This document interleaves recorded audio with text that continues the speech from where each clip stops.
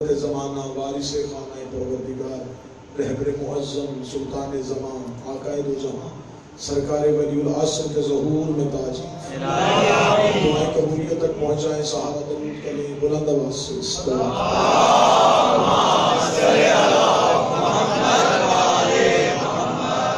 سلسلہ گفتگو یقیناً اذہان عالیہ میں محفوظ ہوگا۔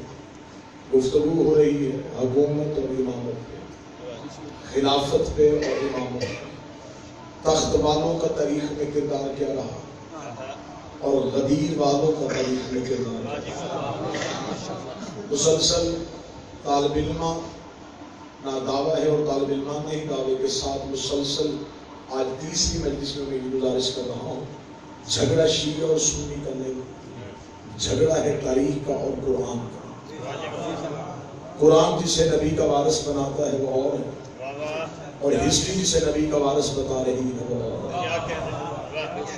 آج تک جھگڑا صرف روایت کا ہے اور آیت کا ہے۔ روایت کہتی ہے کہ 40 سال تک نبی نہیں تھے، اور آیت اسی نبی کے سینے کی قسمیں کھا رہے ہیں۔ لہذا جس نے مورخ سے دین لیا وہ اور، جس نے وارثان قرآن سے دین لیا وہ اور۔ مسلسل گفتگو ہے کہ ہر دور کے بادشاہ نے چاہا ہر دور کے امام کو کمزور کیا ہے، لیکن ہر دور کی امامت نے دین کی سربلندی کے لیے زندان بھی قبول کیا، شہید ہونا بھی قبول کیا، لیکن کہیں بھی دین کو ایک لمحے کے لیے نیچا نہیں ہونا۔ امام حسین علیہ السلام کے دور میں اگر امام حسن ہوتے تو وہی کام کرتے جو مولا حسین نے، اور امام حسن کا دور امام حسین کا ہوتا تو یقیناً امام حسین بھی وہی فیصلہ کرتے جو سرکار حسن مصطفیٰ نے کیا۔ لہذا بادشاہت والوں کے ہاں طریقے بدلے، امامت والوں کے ہاں طریقے نہیں۔ آج بھی ہمارا دنیا سے صرف اور صرف مطالبہ یہی ہے کہ ہم یہ چاہتے ہیں کہ دین نافذ کیا جائے لیکن غدیر بات۔ لیکن میں نے پہلی مجلس میں بھی گزارش کی تھی کہ لوگوں نے قاتل بھی اپنی مرضی کا رکھی۔ ہم یہ چاہتے ہیں کہ صرف یزید غلط نہیں، وہ پورا نظام غلط ہے جس کے تحت یزید، اور صرف حسین صحیح نہیں تھے، وہ پورا نظام صحیح تھا جس کے تحت امام حسین۔ آج لیکن تاریخ اس معاملے میں گونگی ہے۔ تاریخ نے ہمیں حسین مولا کے ساتھ انکار کرنے والے 72 بتائے، لیکن یزید کی بیعت کرنے والے لاکھوں نہیں۔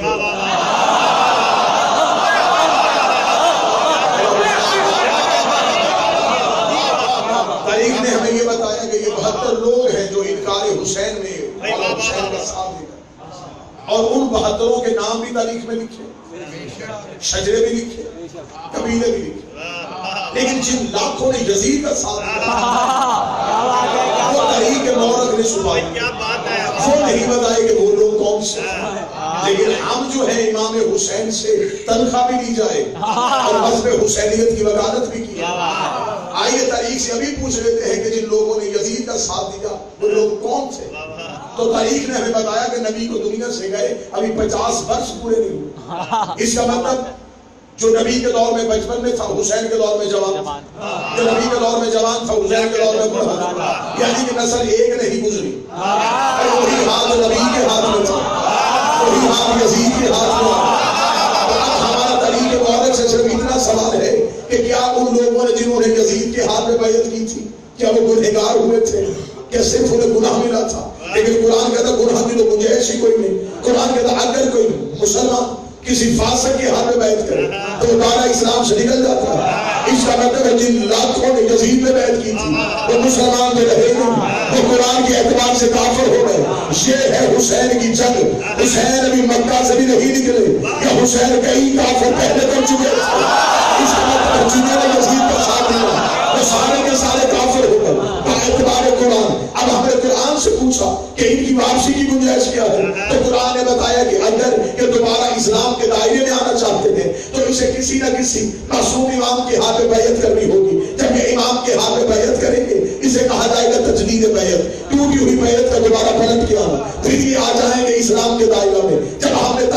پوچھا لیکن طریق کے بعد پہ شرمندگی کا پسینہ آ گیا. طریق نے کہا راتوں نے حسین کے پاس دعانا تھا. حسین کو محرم کو کربلا پہنچ گئے. 10 محرم کو حسین سو گئے. انہیں جانا تھا سید الساجدین کے پاس. سجاد چلے گئے شام کے زندان میں. پورا 1 سال اگلی امامت زندان میں بیٹھی رہی. اب میرا ہاتھ ہے محرم کے گربان میں. اب میں سوال کرتا ہوں وہ تو پورا 1 سال سید الساجدین قید خانے میں رہے ہیں. امت کافر رہی ہے یا مسلمان؟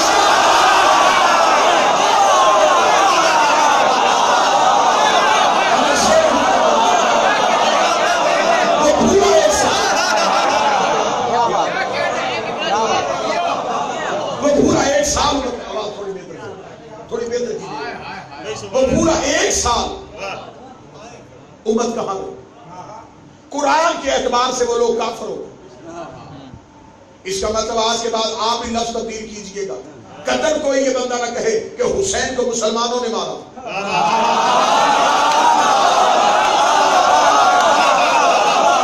مسلمان تو نہیں.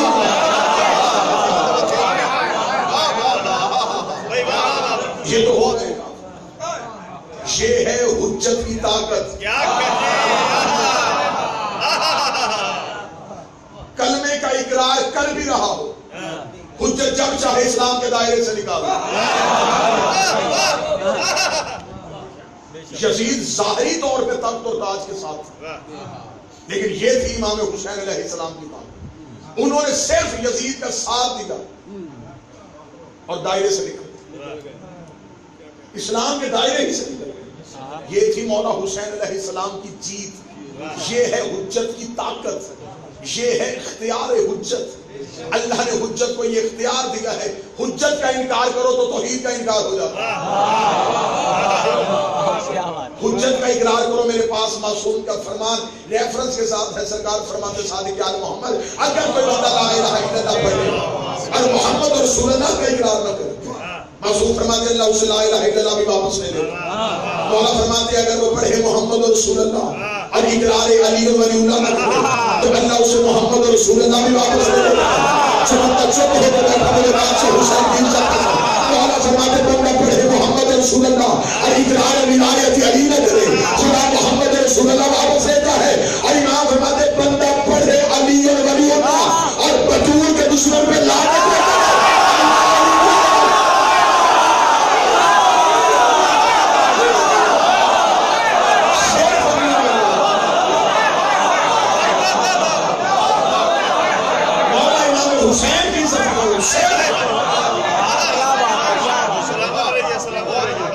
صرف محبت نہیں,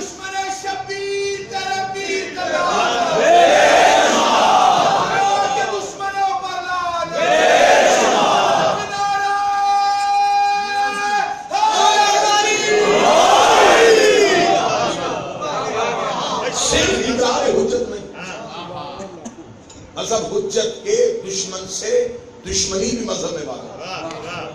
ہلکا سا بھی نرم گوشہ رکھو گے نا, ہلکا سا بھی نرم گوشہ, وہ شک بھی تمہیں جہنم میں لیتا ہے. دشمن زہرا کے لیے رائی کے دانے کے برابر بھی نرم گوشہ اللہ والوں میں نہیں رکھتا. خطرناک حدیث سنا دیتے مظلوم فرماتے جو ہماری دادی کے دشمن پہ سوچ کے لعنت کرے ہم اس پہ لعنت کریں.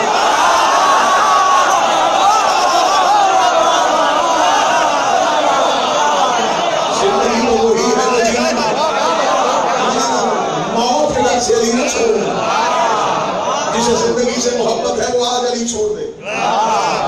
علی تو ہے ہی تنہائی کا نام.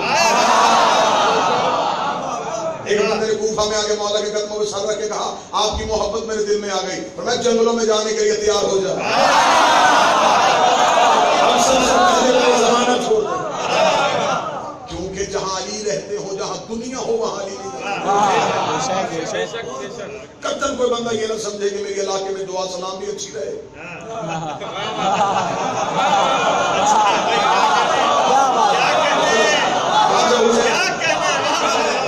یہ شیعت نہیں. بڑی معذرت کے ساتھ میں بڑا خلاصہ کرتا ہوں, اس لیے زیادہ پابندیوں کی زد میں رہتا ہوں. علی اور ولی اللہ مصلحت کا نام ہے. بڑے 2019 میں میں نے لوگوں کے بڑے مصلحت پسند چہرے دیکھے. نہیں جی پھر کیا ہوا, دنیا میں بھی تو رہنا ہے, یہ بھی تو علی نے سکھایا ہے. مدینے میں علی تھے, موجود تھے, تیرے پاس مولا علی سے زیادہ سیرت ہے. مدینے میں موجود ہو کے بندے مرتے رہے, علی جنازے میں نہیں گئے.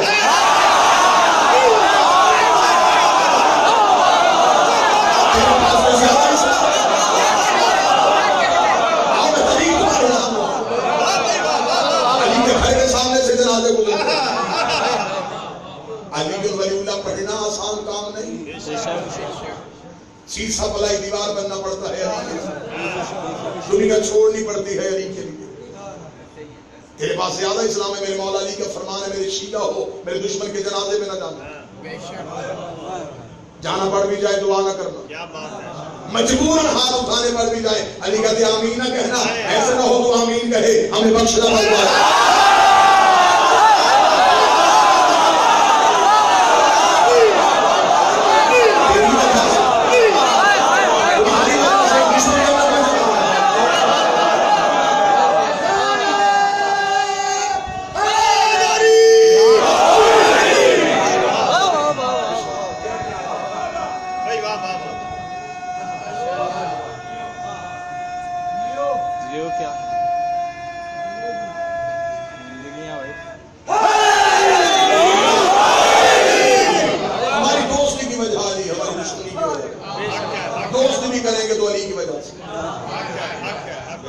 دشمنی بھی کریں گے. میس میں تمار کے بیٹے یعقوب سے میرے پانچویں امام نے کہا, یعقوب ابن میس میں تمار نے کہا مولا زندگی کیا گزارنے کا کوئی بہترین عمل بتائے. امام نے کہا یعقوب پھر یاد رکھ علی کے دوست کو دوست رکھ, چاہے وہ تیرے باپ کا قاتل ہی. سوچ رہا تھا, امام نے فرمایا علی کے دشمن سے دشمنی کر, چاہے وہ تیرا باپ ہی.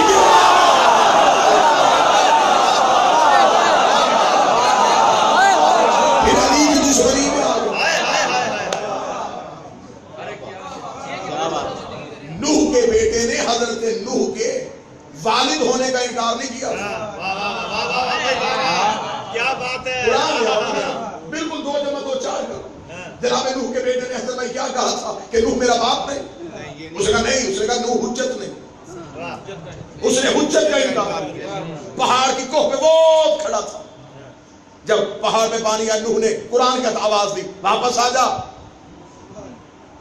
اس نے کہا نہیں, تیرے سفینے سے زیادہ یہ پہاڑ کی بلندی تھی. اچھا نبی کا دشمن جب بھی نبی کو چھوڑتا ہے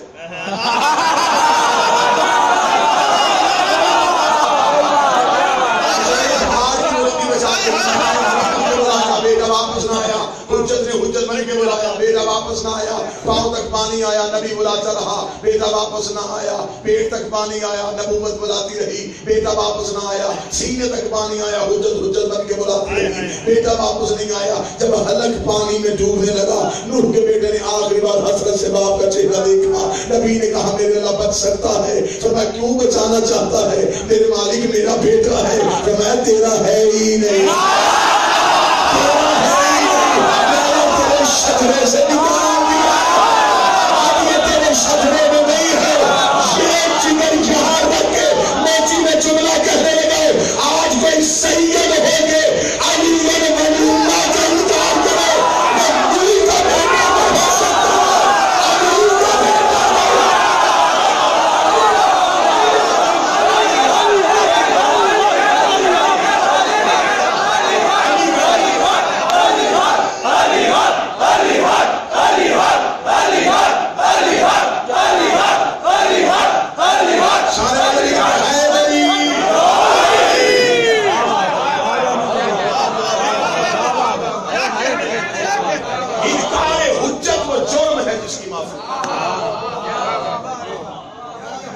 جرم کیا ہے نوح کے بیٹے کا, اس نے صرف حجت کا انکار کیا. خدا نے شجرے سے حجت کا انکار شجرے سے نکال دیتا اور حجت کا اقرار شجرے میں ڈال دیتا. میں نے جناب نوح کے بیٹے کی مثال قرآن سے دی. اب آؤ میں نے یہ دعویٰ کیا کہ حجت کا اقرار شجرے میں ڈال دیتا, یہ بھی میں اسی میں دلیل دیتا. خم غدیر میں جب مولا علی کی ولایت کا اعلان ہو گیا, تو مالک اپنے خیمے میں تھے اور مولا علی کی بیعت ہو رہی تھی، تو جناب اسما بنت امیس گود میں بچہ لے گئے علی کے خیمے میں. جب بی بی نے بیعت کر لی تو بی بی نے کہا کہ مولا میں اپنے بچے کی بیعت بھی کروانا چاہتا ہوں. گود میں تھا محمد بن ابی بکر.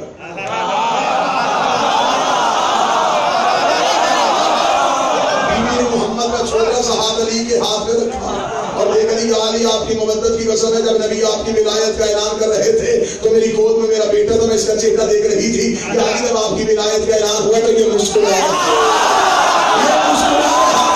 علی نے اٹھا کے سینے سے لگا کے کہا بیٹا کسی اور کا ہے، پہچانا علی ہے.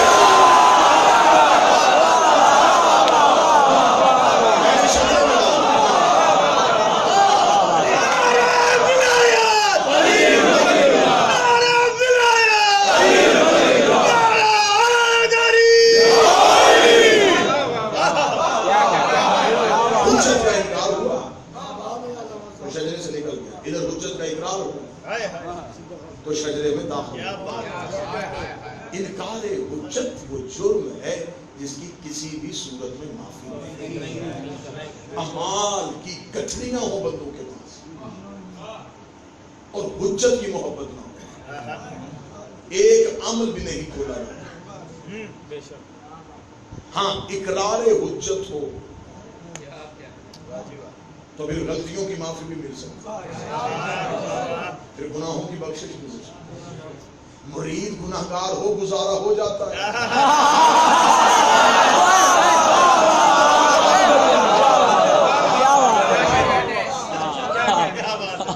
میں اکثر مجلس پڑھا کرتا ہوں لیکن آج میں صرف نتیجہ دوں. حضرت موسیٰ بھی اسی رستے سے گزرے لیکن اپنے بندے پار لے گئے. فرعون بھی اسی رستے سے اپنے ماننے والوں کو لے کر گئے. موسیٰ والے اسی رستے سے پار، فرعون والے اسی رستے سے ڈوب گئے. رستے کا قصور نہیں تھا، رہبر کا قصور. تو فرعون کے پیچھے تو ان کا رہبر اچھا نہیں تھا، جو حضرت موسیٰ کے پیچھے تو ان کا رہبر اچھا. لہٰذا حجت کا انکار نہیں کیا جا سکتا. ہر دور میں جس بھی دور میں حجت کا انکار، یہ سب سے پہلے انکار حجت ابلیس نے، یہ رسم اس نے ڈالی اور آج بھی کسی کے پاس.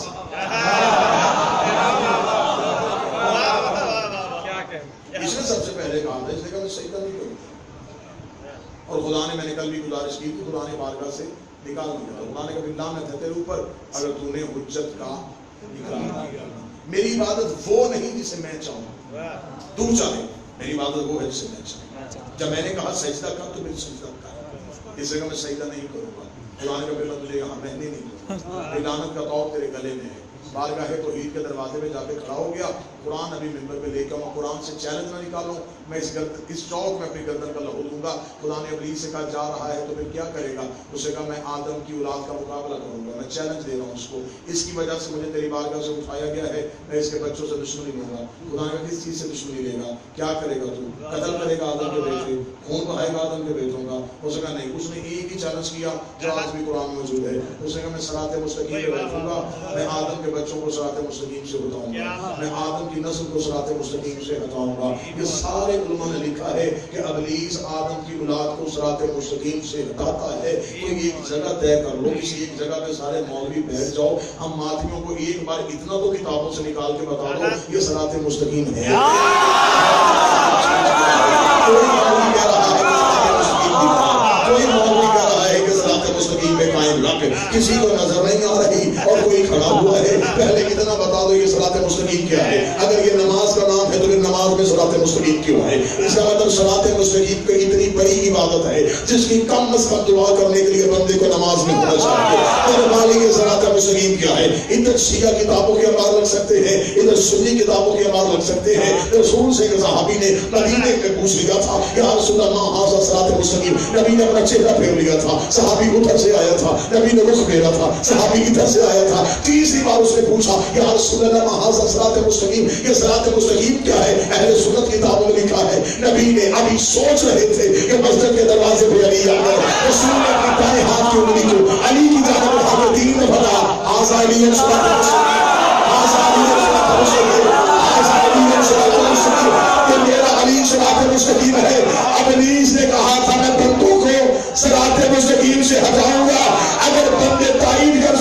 शुक्र कहो, हमें अबलीस के प्रोग्राम का पता चल गया, ये बंदों को लाए से नहीं रोकना।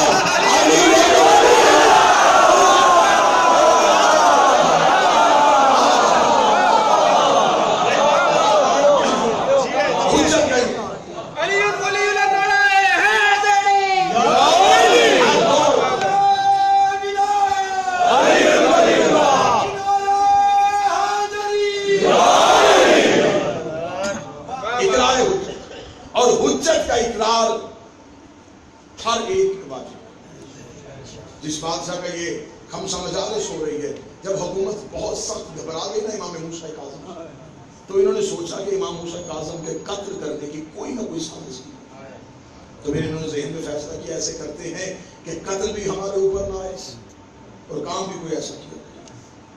बहुत सोचने के बाद ये सोचा कि जंगल से भूखे शेर पकड़े, उन्हें 7 दिन बगैर खाने के, बगैर पानी के रखा, और फिर हम मौला से कहेंगे कि मौला आप क्योंकि फर्जंदे रसूल हैं, जरा इनमें से पहचान के बताइएगा अच्छी नस्ल का शेर कौन है।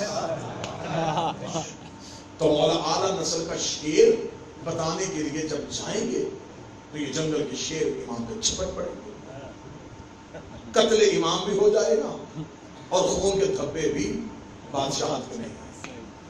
ये बादशाहत में जब प्रोग्राम बन गया, शेर पकड़े गए, भूखा रखा गया, इमाम को बुलाया गया जिंदान से। फर्जंदे रसूल, क्योंकि आप रसूल के बेटे हैं, आप बेहतर फैसला कर सकते हैं, जरा बताइएगा इनमें से अच्छी नस्ल का शेर कौन सा, आला नस्ल का शेर कौन सा। ये कहेंगे दरवाजा खोल दिया, इमाम को अंदर भेज के दरवाजा बंद करके ताला लगाया। अब चारों तरफ से लोगों का रश, और हारून तख्त पे मलाउन बैठा देखा, और इसके करीब बैठे उसे वजीर मुस्कुरा रहे, काम हो गया, जिसकी मुद्दत से इंतजार थी वो काम हो गया। जो ही इमाम के कदम बढ़े, शेर अपने कदमों पे उठ गया, इमामत को चेहरे को देखा, एक दफा तेजी से दौड़े, लोगों ने समझा हमला करने के लिए, शायद वो मुलाकात के बड़ी देर के बाद शायद इन्होंने आगे माला के कदमों पे आगे अपने सरों को रखा, अपने सरों को रख के अपनी पेशानियों को हुज्जत के कदमों पर रखना शुरू किया।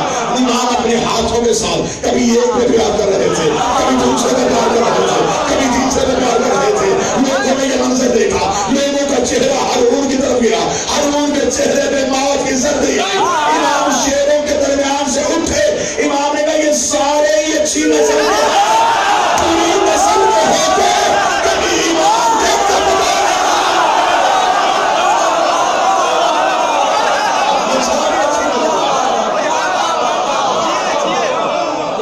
इन सब की नस्ल, क्या बात है। अगर ये बद नस्ल होते कभी भी हुज्जत के कदमों में ना आते, क्या बात, इनका हुज्जत के कदमों में आना इस बात की दलील। जानवर भी अताते हुज्जत में आए, ये उसे भी नामवर कर देते। जिसने हुज्जत की अतात की फिर उसका सर झुका नहीं। जानवर भी अताते हुज्जत में आया तो सर बुलंद हो। देख कितनी मोहब्बत है कि आज तक हम जुलजना की शबी बना उसके कदमों पे हाथ रखते, क्यों? अताते हुज्जत की वजह, यही वजह है ना उसने हुज्जत की अतात। बल्कि हयातुल हैवान किताब है आका दुमैरी की, जामिअतुल अज़हर मिस्र से चली हुई, उसमें उन्होंने एक पूरा बाब लिखा है हर दौर के नबी की सवारी कि किस दौर में किस नबी के पास कौन कौन सी सवारी।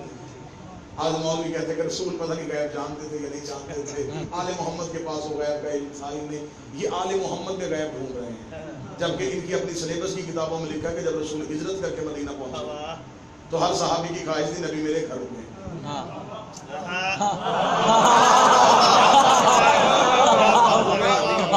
और नबी ने ये फैसला अपनी ऊँटनी कस्बा में छोड़ दिया। कस्बा को कहा था कि जहाँ जाके पहुंचेगी वो उस घर का मेहमान का नाम हो।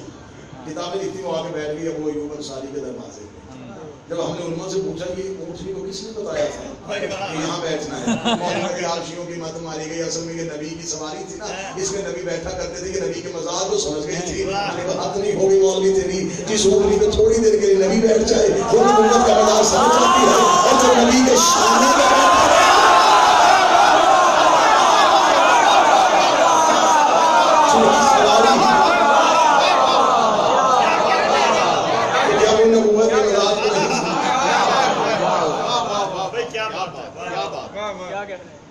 قصوہ نے نبی کے مزاج کو سمجھا، مرتجز نے حسین کے مزاج کو سمجھا، اشعل نے عباس کے مزاج کو سمجھا۔ ہر دور میں ہر جانور جو ان کی اطاعت میں رہا انہوں نے اس جانور کو بھی معتبر کر دیا۔ جانوروں کے نام بھی ہیں، نامور ہو گئے،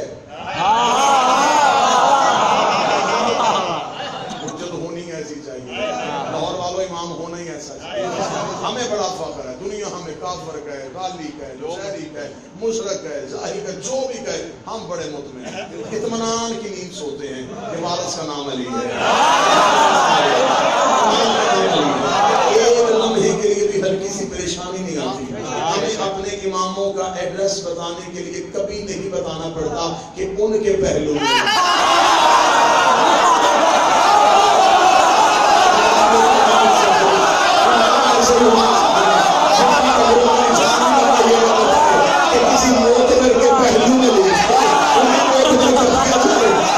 جہاں جاتے ہیں اس جگہ کو نام کر دیتے ہیں، یہ مکہ میں آتے ہیں مکرمہ کر دیتے ہیں، یہ مدینہ میں آتے ہیں منورہ کر دیتے ہیں، یہ نجف پہنچتے ہیں اشرف کر دیتے ہیں، یہ کربلا آتے ہیں محلہ کر دیتے ہیں، یہ مشہد آتے ہیں مقدس کر دیتے ہیں، یہ قاسمین جاتے ہیں شریفین کر دیتے ہیں، بلکہ ان کے پہلو میں کوئی نام پر لیٹ جائے یہ اسے بھی کوئی نام کر دیتے ہیں۔ کسی بندے کو یقین آئے نجف جا کے دیکھو علی کے دائیں آدم ہے،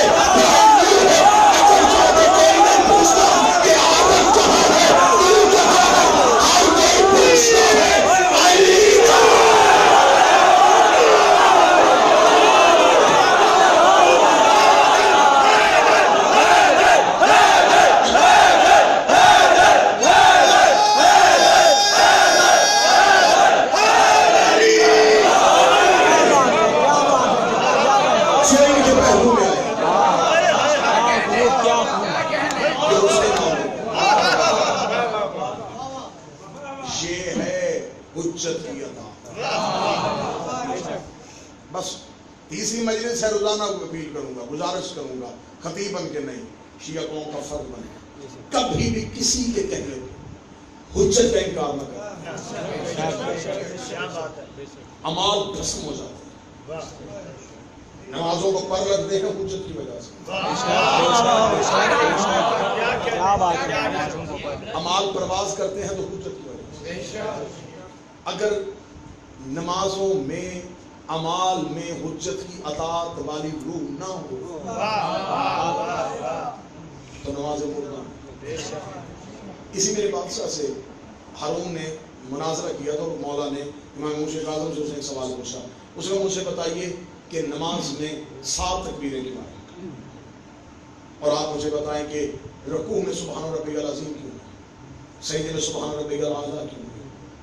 امام موشی اعظم سے زندان میں سوال پوچھا، اور میں نے پہلی مہینے سے کہا تھا کہ حجت قید خانے میں بھی دین پھیلاتا، کیونکہ سورج بادلوں میں چھپ جائے،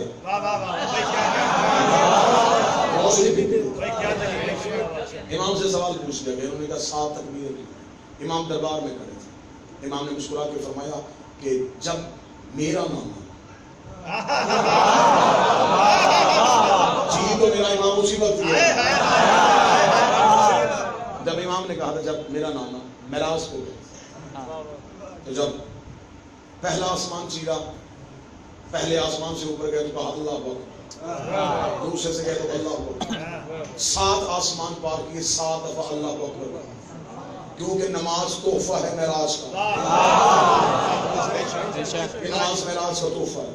پہلا عرش اللہ اکبر، دوسرا آسمان اللہ اکبر، تیسرا آسمان اللہ اکبر، 7 آسمان پار کیے، امام نے فرمایا 7 مرتبہ اللہ اکبر کہا، پھر جب پہنچے ہیں سدرۃ المنتہا تو پھر کہا سبحان رب العظیم و بحمدہ، پھر جب کعبہ کوسین پہ گئے سبحان ربک الاعلی و بحمدہ، تو نبی گزرتے گئے جو کہتے گئے وہ نماز کا وجود بنتا گیا، جو نبی کہتے گئے وہ نماز کا وجود بنتا گیا۔ ایک نہیں، دو نہیں، 1000 کتاب بھی چاہو، شیعہ مذہب میں متواترہ میں اس روایت کو لکھا گیا ہے، کسی نے اس کی روایت کو ضعیف نہیں کہا، کسی نے اس کی سند کو غیر معتبر نہیں کہا۔ یہ امام مفتی کاظم کے لفظ زبان مبارک سے نکلے ہوئے ہیں کہ جب ہمارا نانا معراج پہ گیا تھا تو جو نبی بولتے گئے وہ نماز کا وجود بنتا گیا، جو نبی بولتے گئے وہ نماز کا وجود بنتا گیا۔ لاہور ہے، اہلیان لاہور کے سامنے ہاتھ باندھ کے پوچھتا ہوں کہ جب نبی کعبہ کوسین میں پہنچ گئے سبحان ربک الاعلی کا لفظ کو امام نبی نے کہہ دیا، پھر کہانی شروع ہو گئی، پھر گفتگو شروع ہو گئی، پھر معراج کے پردے سے ایک لہجہ آیا تھا، وہ لہجہ کس کا تھا؟ کہتے ہیں وہ علی کا تھا۔ ہم نے پوچھا ایک ہاتھ آیا تھا، وہ ہاتھ کس کا تھا؟ کہتے ہیں وہ ہاتھ علی کا تھا۔ اسکول میں چلے جاؤ، کالج میں چلے جاؤ، یونیورسٹی میں چلے جاؤ، مکتب میں چلے جاؤ، مدرسے میں چلے جاؤ، ایک حدیث نبی کی پڑھی ہوئی لکھی ہوئی وہاں پہ لازمی ملے گی، الصلاۃ معراج المومن، نماز مومن کی معراج ہے۔ تو میں کیا کروں؟ مجھے نبی کی معراج میں علی نظر آیا۔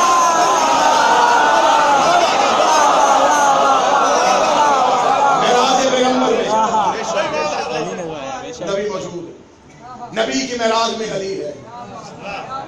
اگر تم بھی نماز کو معراج چاہتے ہو،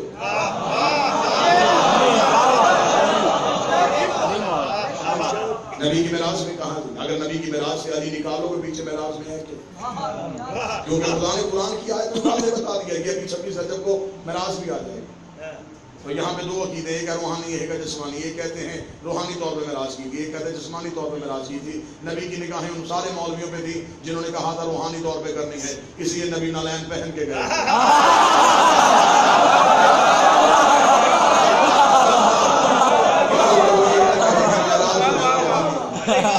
معراج روحانی ہوتی تو کبھی بھی نبی کے قدموں میں نالین نہ ہوتا، سرکار کے قدموں میں نالین تھی اور نبی چلے گئے معراج پہ۔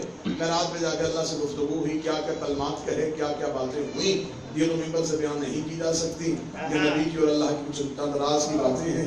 پھر کچھ احادیث بھی ہیں جو نبی نے آگے صحابہ کو بتائیں کہ وہ راز کی باتیں کیا تھی، کس موضوع پہ باتیں تھیں، کون سی چیزوں کا ذکر کیا گیا تھا۔ لیکن یہ سارے مانتے ہیں کہ اللہ نے قرآن میں کہا ہے کہ پاک ہے وہ ذات جو لے گئی اپنے عبد کو مسجد الحرام سے مسجد اقصیٰ تک۔ کس کام کے لیے لے کے گئی؟ قرآن نے آگے ہی کہہ دیا تاکہ میں تمہیں اپنی نشانیوں میں سے ایک بڑی نشانی دکھاؤں، آیت الکبریٰ دکھاؤں، ایک بڑی نشانی دکھاؤں۔ اس کا مطلب ہے کہ اللہ نے قرآن کی آیت میں معراج کی کہانی کھول کے رکھ دی ہے۔ خدا نے کہا میں نے بلایا تھا، نبی آیا تھا، نشانی دکھائی گئی تھی۔ میں نے بلایا تھا، نبی آئے تھے، نشانی دکھائی گئی تھی۔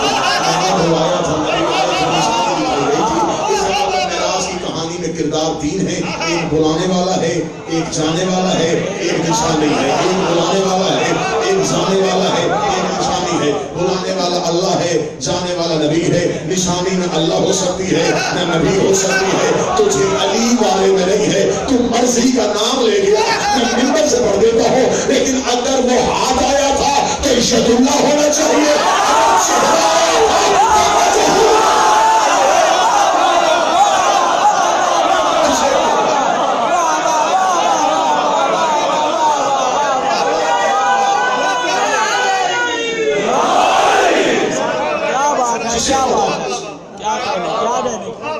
لیکن اگر وہ ہاتھ تھا تو وہ ید اللہ ہونا چاہیے، اگر وہ چہرہ تھا یہ ہم علی اللہ کے قائل نہیں۔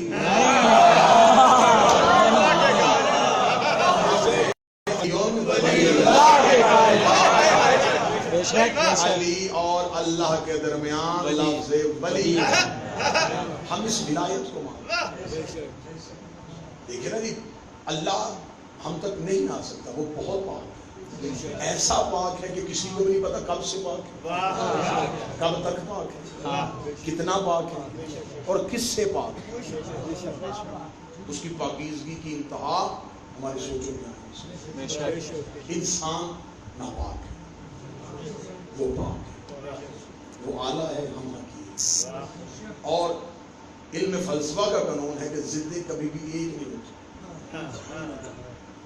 اللہ اور بندہ ضد ہے، ایک ہو نہیں سکتا۔ مشرق اور مغرب ضد، سورج اور چاند ضد، آگ اور پانی بھی ضد، اور ضدیں کبھی بھی ایک نہیں ہوتی۔ لہٰذا اگر میں اسی قانون کو سامنے رکھوں کہ ضدیں کبھی بھی ایک نہیں ہوتی تو میں لاہور کے علمی شہر میں یہ مثال ضرور دوں.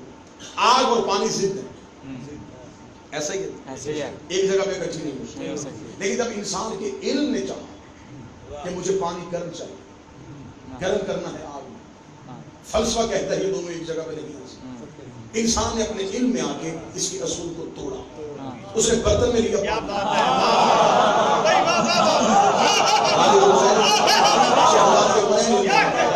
پیچھے جلائی آگ, آگ کا اثر پانی میں پہنچا. آگ نے پانی کو کچھ نہ کہا, پانی نے آگ کو نہ بجھایا. کیوں؟ درمیان میں برتن وسیلہ.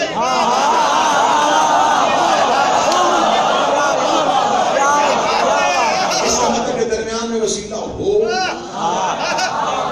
تو زندہ ایک ہو سکتی. پھر وہ وسیلہ اتنا امین تھا کہ آگ نے جتنا اثر برتن کو دیا, برتن نے آگے پانی کو وہ اثر پہنچایا. کیا بات ہے. چلے جو بندے پریشان بیٹھے ہوں گے میں پھر لفظ تقریر کر دیتا ہوں, مثال یہی رہے گی, دلیل تھوڑی سی بہتر کر دیتے. یہ میں نے کہہ دیا ہے کہ پانی اور آگ ضد ہے اور ایک ہو سکتی درمیان میں اگر برتن وسیلہ ہو. زبان بھائی پورے مجمع نے میری تائید بھی کر دی ہے, چہروں میں مسکراہٹ بھی آئی ہے. احسن بھائی ہر بندے نے قبول کیا ہے کہ یہ بات بالکل ٹھیک ہے, ایسا ہو سکتا ہے. کل میں مجلس کے لیے ممبر پہ آؤں, یہاں سے ایک صاحب اٹھے, وہ کہیں گے جناب کل آپ نے مثال دی تھی, ہم نے سمجھا تھا شیعہ قوم کا خطیب ہے, بات آپ کی ٹھیک ہو گئی, لیکن ہم نے آپ کی بات کو مقدم سمجھتے ہوئے صبح کو اسی چیز کو پرکھنا چاہا تو صبح ہم چلے گئے تھے بازار میں, ہم وہاں سے لے کے آئے تھے کلاس.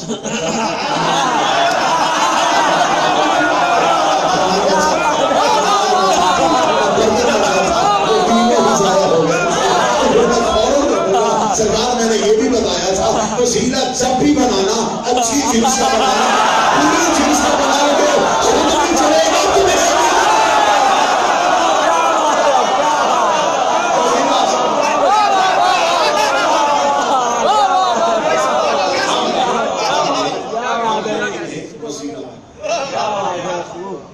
یہ ظاہر کرتے ہیں, یہ ہمیں توحید سکھاتے ہیں.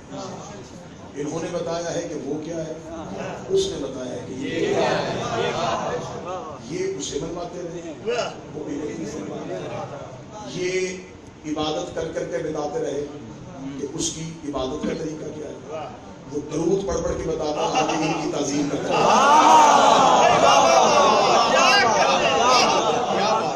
انہوں نے لا الہ الا اللہ منوایا, اب سے محمد رسول اللہ بھی منوایا, علی ولی اللہ بھی منوایا.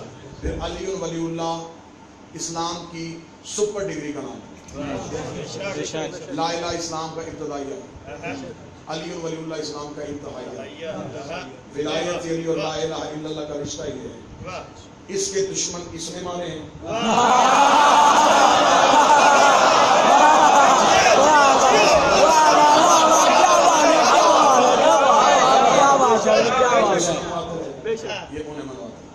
انہوں نے بتایا کہ عبادت کیسے کرنا ہے, اس نے بتایا کہ تعظیم کیسے کرنی ہے. آج شیعت پریشان موڑ پہ اس لیے کھڑی ہے, جس کے پاس تعظیم ہے وہ عبادت کرنے کے لیے تیار ہے, جس کے پاس عبادت ہے وہ تعظیم کرنے کے لیے تیار ہے. یہ دونوں ہی قانون غلط ہیں. تعظیم بھی ہونی چاہیے, عبادت بھی ہونی چاہیے. تعظیم کا رتبہ علیحدہ ہے, عبادت کا اجر علیحدہ ہے. تعظیم عبادت میں آئے تو عبادت کے درجوں میں اضافہ ہو جاتا ہے. میں ایک تصویر میں دونوں چہرے دکھا دیتا ہوں. مسجد نبوی تھی, رسول سجدے میں تھے,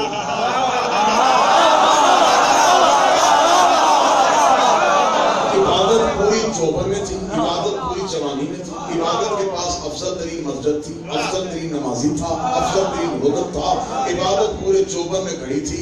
یہ حجرے کا پردہ اٹھا, بچپن میں تعظیم کھیلتی تھی, عبادت کی خوش کو تعظیم نبی نے سجدے کے بڑھا دیا اور بڑھا کے بتایا عبادت میں تعظیم آ جائے تو عبادت ٹوٹتی نہیں ہے.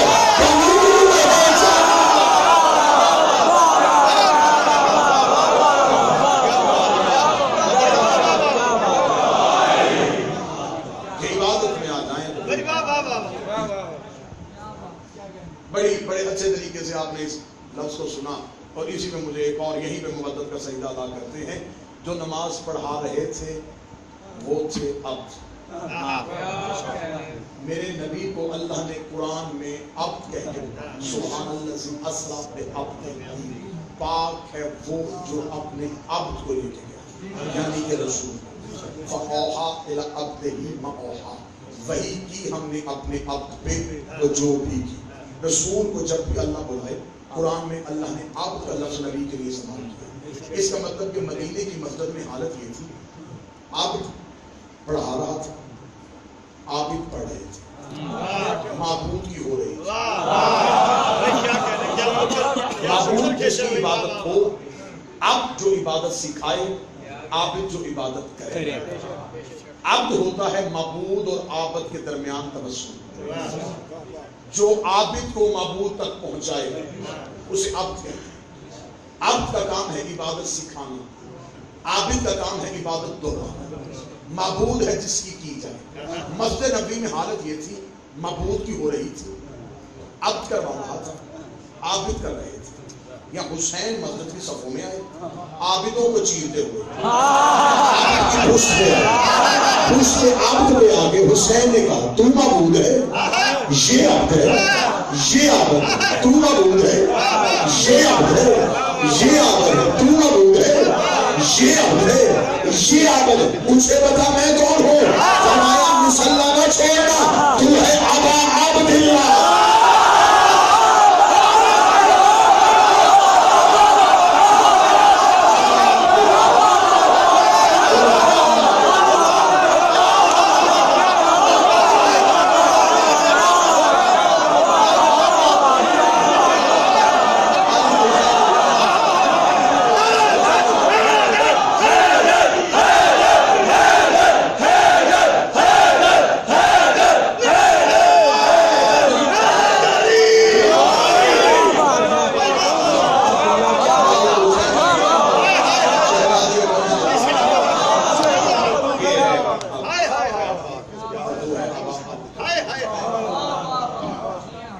رسول تسبیح پڑھتے گئے، حسین گنتے گئے، 70 تسبیح رسول نے پڑھی۔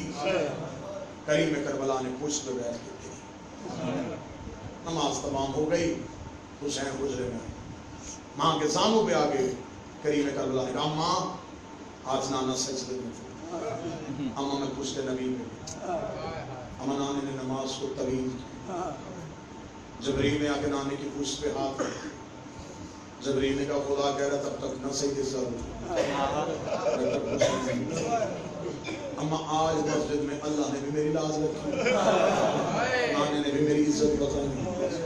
سیدہ کی آواز حسین تجھے خبر ہے میرا بابا نماز کے لیے اٹھے تو وہ کہتا ہے کہ تھوڑا اٹھا کر تیرے پاؤں میں گرم آ جاتے ہیں۔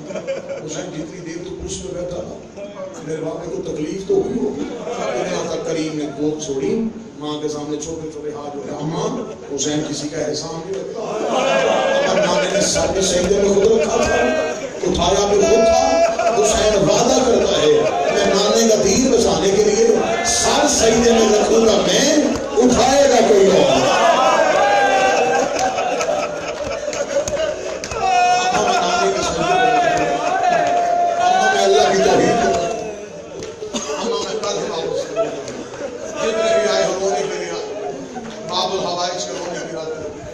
بار بار امت نے اجاڑا ہے سیدہ کو، بدبخت امت نے مسلمانوں نے سیدوں کا قبرستان بھی ایک نہ کرنے دیا۔ بطول کا کوئی بیٹا کربلا، کوئی مدینے، کوئی سامرا، کاظم میں معیشت جنگلوں میں رل گئی سیدہ۔ میں نے خود اپنے کانوں سے آغا سید نسیم عباس رضوی اللہ مقام مولا درجات میں بلندی سرپاک چکوال میں پڑھتے ہوئے انہوں نے ایک جملہ کہا تھا، انہوں نے کہا محشر کا میدان ہوگا، محشر کے میدان میں آواز آئے گی اہل محشر آنکھیں بند کرو،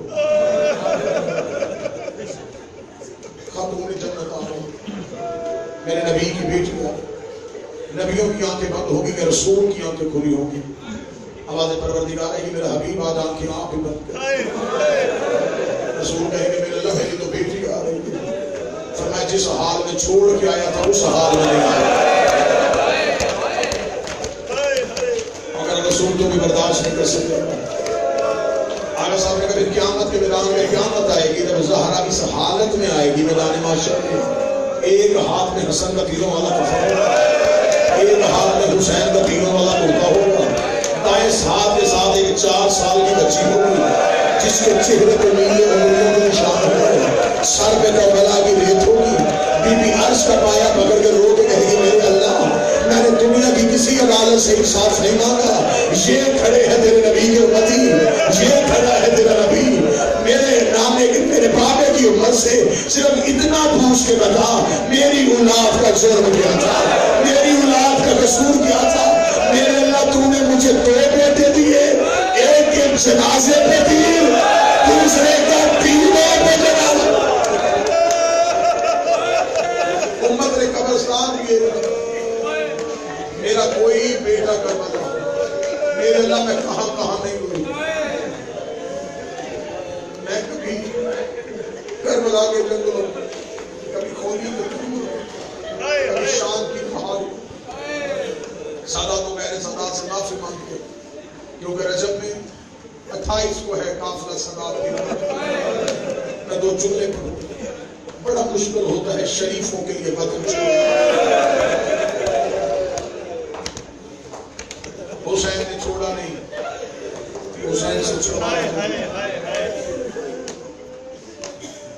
جب اونٹوں میں سامان رکھا جا رہا, حسین اٹھے سیدھے چلے گئے نانے کی قبر پہ. قبر رسول پہ جا کے مولا حسین بیٹھے ایسے جیسے نمازی تشہد میں بیٹھے. اب ادب کے ساتھ جملے سنتے آنا جنہوں نے ماتم کرتے. مولا حسین کے وقت نانا حسین منی وَأَنَا مِنَ الْحُسَيْن کے قرض اتارنے کا وقت آ گیا. نانا یزید سے کس نے کہہ دیا کہ تیرا بیٹا کوئی نہیں؟ اس نے یہ سوچ کے نبوت پہ حملہ کیا کہ اگلا نبی کوئی نہیں آیا. نانا تیرا حسین بیٹا بن کے تیرا دین بچانے کے لیے وطن چھوڑ کے جا رہا ہے. وطن چھوڑنے کا نام آیا, رسول کی قبر مل گئی. آواز حسین کہاں جائے گا؟ حسین رو گا کہیں جا کے اپنا شہر بناؤں. حسین شہر آسانی سے نہیں بنتا. حسین میں نے کثرت کو مدینہ کیا, میرے ساتھ تیرے دادے ابو طالب کا روح, حمزہ کی طاقت, تیری نانی خدیجہ کی دولت, تیری ماں زہرا کی دعائیں. حسین رو کے نانا اکیلا تو میں بھی نہیں, میرے ساتھ غازی کے بازو, اصغر کا حلق. نانا میں بھی تو تیاری پوری لے کے جا رہا ہوں. قبر رسول سے آواز ہے حسین کہاں جا کے شہر آباد کرے گا؟ حسین رو گا تیری قبر کی مٹی پہ ہاتھ رکھ کے وعدہ کرتا ہوں اتنا خوبصورت شہر بناؤں گا, تو ہر شب جمعہ 1.25 لاکھ نبی لے کے میرے شہر میں آئے. مجھے حسین نہ کہے. نانا حسین شہر اچھا جو رو رہے اسی سال مولا کے شہر میں لاؤ.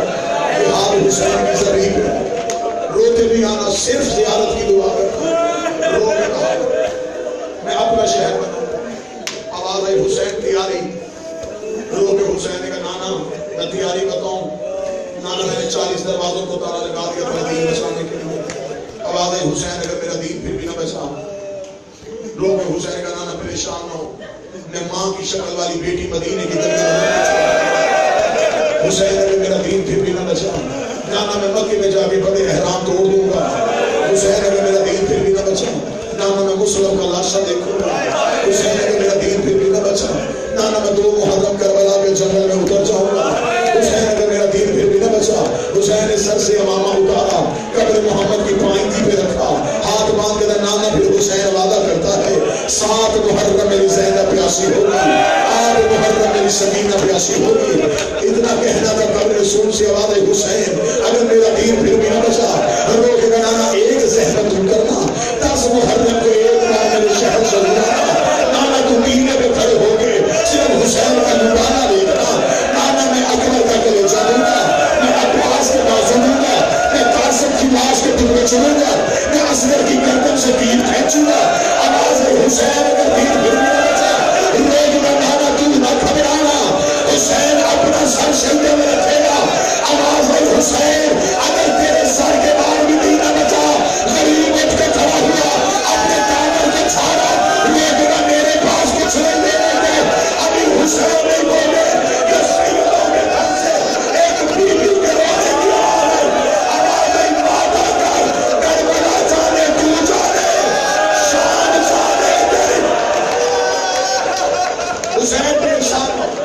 آواز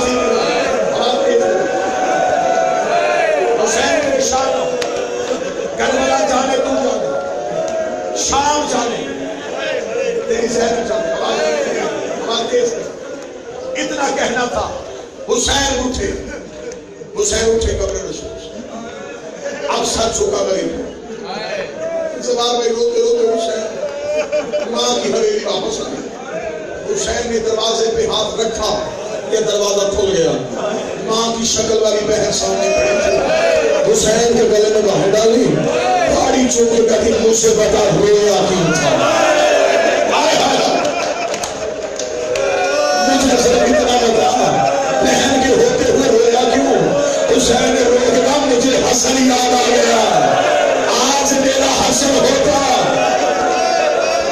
گلے میں باہر ڈالی رو کہتی نا حسین گھبرانا نہ حسن بھی میں علی بھی میں زہرا بھی میں تیرے سارے رشتے میں نبھاؤں حسین کا ہاتھ تھا بی بی لے گئی اپنے حجرے میں سامنے بٹھایا بھائی کو سامنے بیٹھ گئی عالیہ بہن درمیان میں رکھ دیا اسلام کی تقدیر کا نقشہ رو کے کہا کہ حسین رونا نہ حسین 21 رمضان کو میں بابے کے سر پہ پٹیاں باندھ رہی تھی بابے نے میرا ہاتھ پکڑ کے اپنے سر پہ رکھا کہا زینب وعدہ کر میرے حسین کو تنہا نہ چھوڑنا حسین 3 جماعتوں سامنے میں ماں کے پہلو پہ پٹی باندھ رہی تھی ماں نے رو کے کہا میری بیٹی میرے حسین کو تنہا نہ چھوڑنا حسین میں نے وعدے کیے ہوئے ہیں حسین مجھے بول کے بتا میں نے کرنا کیا ہے حسین رو کے اگر بات سننے پہ آ گئی تو پھر سن محال 2 ہے میں اکیلا ہوں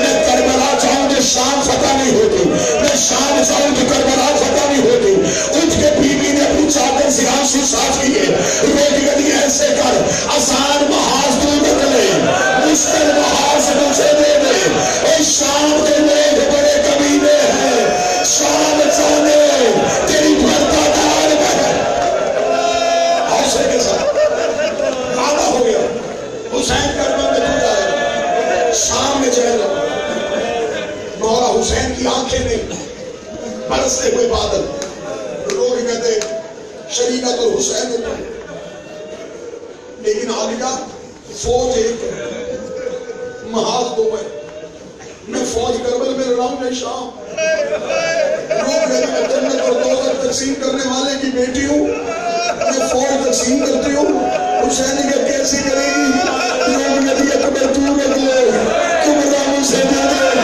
اصغر تو رکھ لے سکینہ مجھے دے دے عباس تو رکھ لے رقیہ مجھے دے دے رمال مجھے دے دے لیلہ مجھے دے دے قاسم تو رکھ لے لیکن ایک منت ہے ایک سجاد مجھے دے دے اب میں تیری نسل میں جا گیا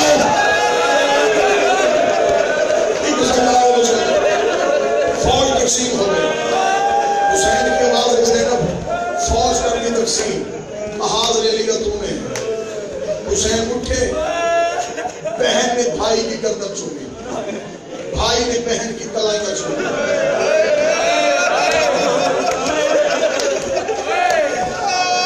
حسین بہن کے حجرے سے باہر آئے قدم دروازے پر روک گئے عالیہ کی آواز اب کیا ہوا حسین روک گئے تھے ایک مشکل اور بیٹی نے کہا مشکل کشا کی بیٹی مجھے مشکل ہوگا اب میں دیکھوں گا کون بندہ ہے جو ماتم کرے گا حسین سر چھپا کے کہتے عباس کو کون بتائے گا اور جو غازی کے مدیر بیٹھے ہو اور جن کی دعائیں عباس سنتا ہے اتنا جملہ کہنا قبر نہیں رو کے کہتی عباس بھی میرے سے میں کر دے رو کے کہتی فضا غازی کے دروازے پہ بلا عباس کون کہنا دروازے پہ آیا عالیہ کی آواز آئی عباس آخری بار کہہ رہی ہو جو حسین کہتا جائے وہ کرتا جا عباس نے امامہ حسین کے قدموں پہ رکھا لیکن میں نے انکار کر دیا مولا بہن سے سفارش کیوں کرو عباس ہاشمیوں کو اٹھو بیٹھے اٹھ سیدوں کے دروازے پہ آئے ہر کوئی سوار ہو اتنا حصہ میں نے مصاحب کا پڑھا تھا تم مومنین کو اگلے 2 منٹ پڑھوں گا इन माओ बहनों बेटियों के लिए इनके हिस्से का मातम, इनके हिस्से का क्रिया। हर कोई बैठ गया ऊंट पे। हुसैन के बाद अब्बास जी अब्बास काफिला लेके चले। अब्बास चलते चलते करीब करबला के करीब आए। अब्बास ने सर झुका के कहा अली की बेटी नहीं आई। हुसैन अपना घोड़ा लेके महल्ला बनी हाशिम से गुजरे। हवेली ज़हरा पे हुसैन उतरे। आलिया के हुजरे में आके हुसैन ने हाथ रखा जैसे नबी ज़हरा के दरवाजे पे इजाजत मांगते थे। जैसे हुसैन ने लफ्ज़ दोहरा के कहा आलिया अगर तू कहे तो काफिला लेके चले।